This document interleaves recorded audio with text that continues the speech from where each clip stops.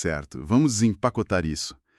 Imaginem observar um jogo de tabuleiro onde, de repente, um dos lados decide que as regras do xadrez se aplicam, enquanto o outro adversário está, na verdade, jogando pôquer, Nossa, é uma imagem muito precisa. né? Para quem olha de longe, tem um tabuleiro, tem as peças, as pessoas estão ali sentadas conversando de boas. Aham. Mas a mecânica invisível rodando na cabeça de cada jogador mostra uma incompatibilidade total. Sim, é exatamente o que acontece quando crenças tão fundamentais entram em choque, sabe? O verniz social faz parecer que tá rolando uma troca de ideias estruturada ali. Até pacífica, digamos assim. Exato. Mas quando a gente entra no campo das visões de mundo mais profundas, as estruturas de pensamento operam, tipo, em realidades que nem compartilham o mesmo vocabulário lógico. Então, na nossa análise de hoje, a gente vai mergulhar fundo num material fascinante que cruza duas fontes. Duas fontes bem raras para o cenário atual. Isso. Primeiro, o registro em vídeo de um debate massivo no Brasil chamado 20 cristãos versus 20 ateus chegam em consenso, organizado pelo canal Foco. Um título ambicioso. Demais. E mais importante ainda, a gente vai usar os áudios de reação a esse debate que foram gravados pelo Dr. Jorge Guerra Pires. Ele basicamente assistiu a tudo e gravou uma análise bem minuciosa dos argumentos. E, antes da gente avançar, acho fundamental deixar algo claríssimo para quem nos acompanha agora. Por favor. A nossa missão aqui nessa investigação não é atuar como juízes, tá? De forma alguma. A gente não vai declarar quem tem razão, nem validar religião ou falta de religião. O foco é puramente analítico. Vamos usar a crítica do Jorge como lente para dissecar as engrenagens lógicas, os vieses, as falácias de ambos os lados. Perfeito. E aí vem a pergunta, né? Por que isso importa para a nossa audiência? Num mundo inundado de desinformação e dogmas de todos os lados, entender a estrutura de um argumento é tipo o atalho definitivo para o pensamento crítico. É aquele treinamento de pensar sobre como pensamos. E, para entender a reação do Jorge a esse vídeo, a gente tem que olhar primeiro para a sala onde tudo aconteceu. A demografia conta uma história enorme ali. Exato. O Jorge aponta num áudio um negócio que me chamou a atenção. O Brasil é um país onde uns 80% da população é cristã, certo? A grande maioria. Então reunir 20 cristãos para gravar um vídeo é estatisticamente muito fácil. Mas achar 20 ateus dispostos a debater publicamente e de peito aberto? Muda completamente o cenário. Até porque os ateus declarados no Brasil mal chegam a 1%. Pois é. E o que impressionou o Jorge foi a organização desse lado ateu. A coragem mesmo, sabe? E a diversidade também. Sim, tinha diversidade de gênero, de raça, mulheres negras, quebra totalmente aquele estereótipo do ateu acadêmico isolado no laboratório. Total. Para uma minoria tão minúscula bater de frente com a visão hegemônica, tem que ter uma coesão social gigante. E quem é a mente por trás dessa análise que a gente está dissecando? Bom, o Jorge Guerra Pires é um pesquisador com um perfil bem interessante. Ele é PhD em bioinformática. Caramba, peso pesado. Muito. Passou por instituições como a USP, a Fiocruz, a Universidade de L'Aquila, na Itália, a Técnica de Gdansk, na Polônia. Uma baita bagagem. E hoje ele é um pesquisador independente. A grande paixão dele é aplicar essa frieza do raciocínio lógico, da matemática e da biologia em temas super complexos como política e religião. E aproveitando o gancho, ele deixou uma dica bem legal nos áudios para a galera que curte consumir esse tipo de conteúdo denso.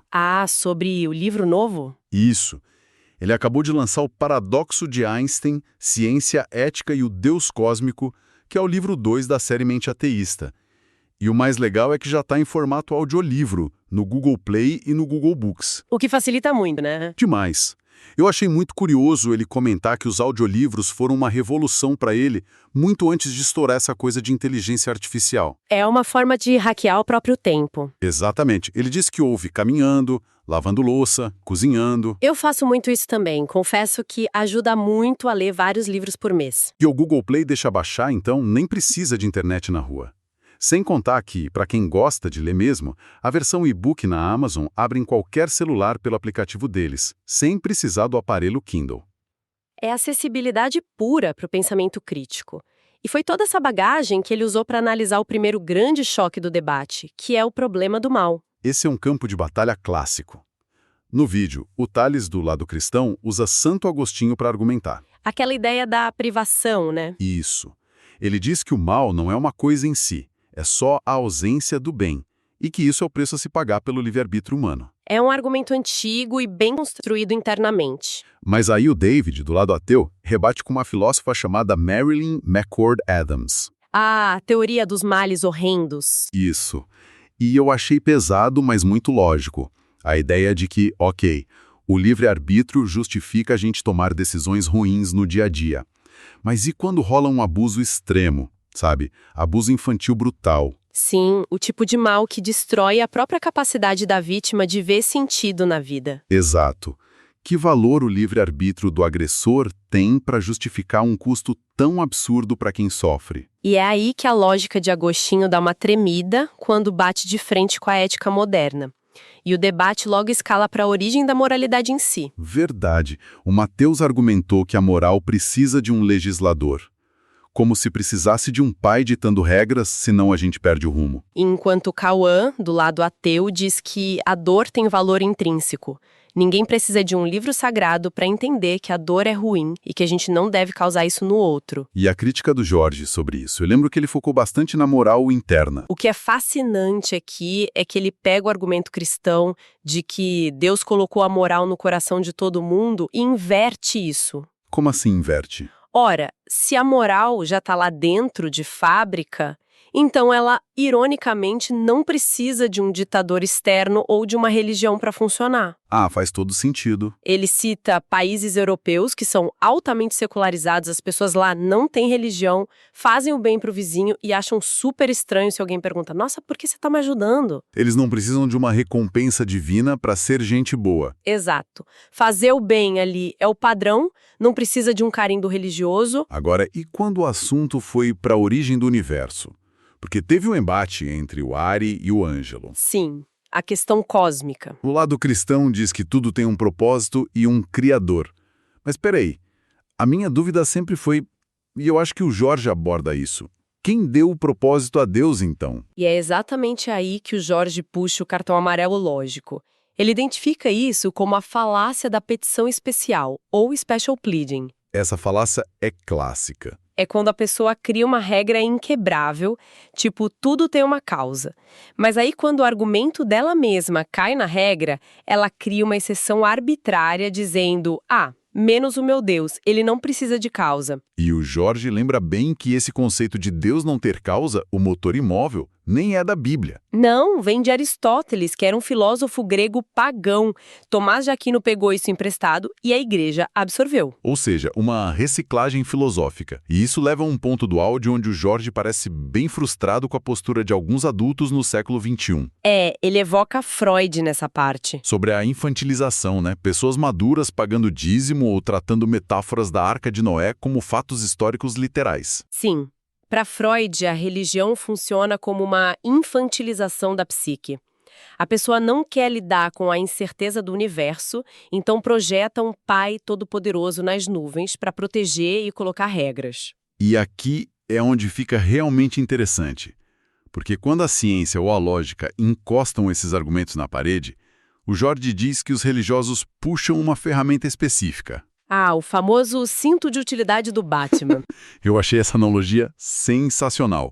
O sequestro epistêmico, não é? Exatamente.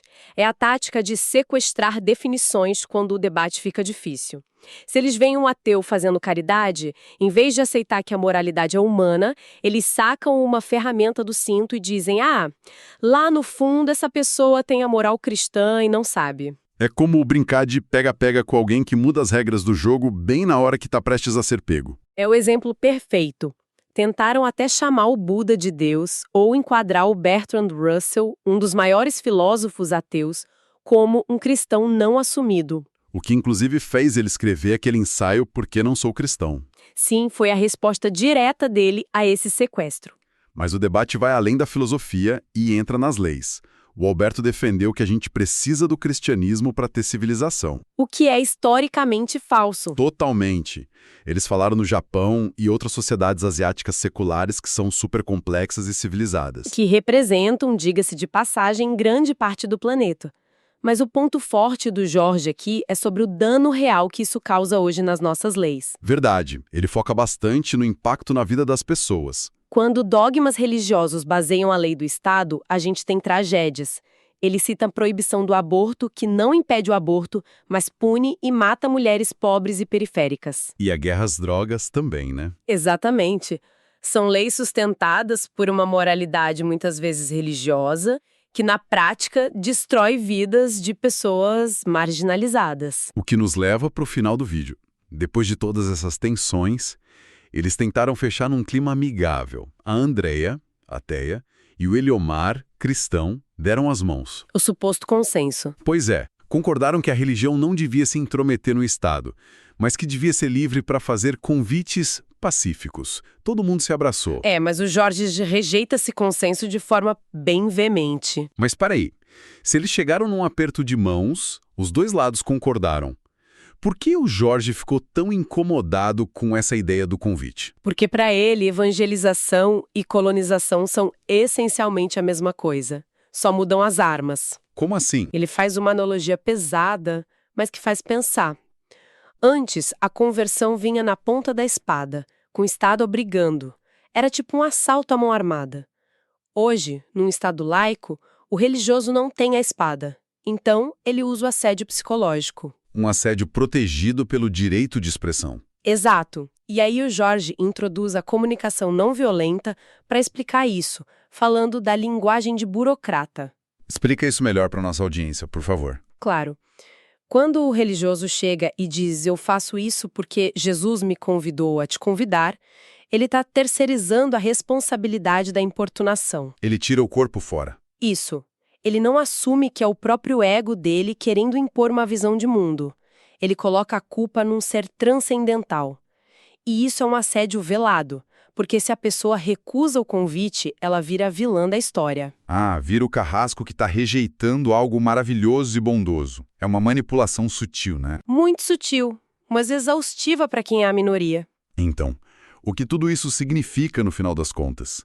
A gente viu um vídeo que tentou mostrar que o diálogo e a diplomacia são possíveis. Mas pela lupa do Jorge, a gente descobre que, embaixo desse tapete de bons modos, rolam falácias profundas, sequestro de linguagem e um comportamento que ele lê como abusivo. E isso tudo aponta para algo muito maior. Quem nos ouve agora pode pensar sobre como a era da internet mudou esse jogo. Com certeza. Historicamente, essas bolhas religiosas nunca precisaram debater de igual para igual. Exato. E o pensamento que fica é esse. Quando uma ideia milenar, que por séculos foi imposta pela força do Estado, de repente precisa sobreviver num palco neutro, só pelo mérito da própria lógica... As coisas complicam. Muito. Será que o que a gente chama de fé inabalável é, na verdade, só um hábito de linguagem que nunca tinha sido desafiado de frente antes? Uma provocação excelente para encerrar. Fica aí reflexão para quem está com a gente até agora. Agradecemos a companhia nessa nossa exploração dos dados e dos áudios. Muito obrigada pela escuta e continuem questionando as engrenagens por trás dos argumentos. É isso aí. Até a próxima análise.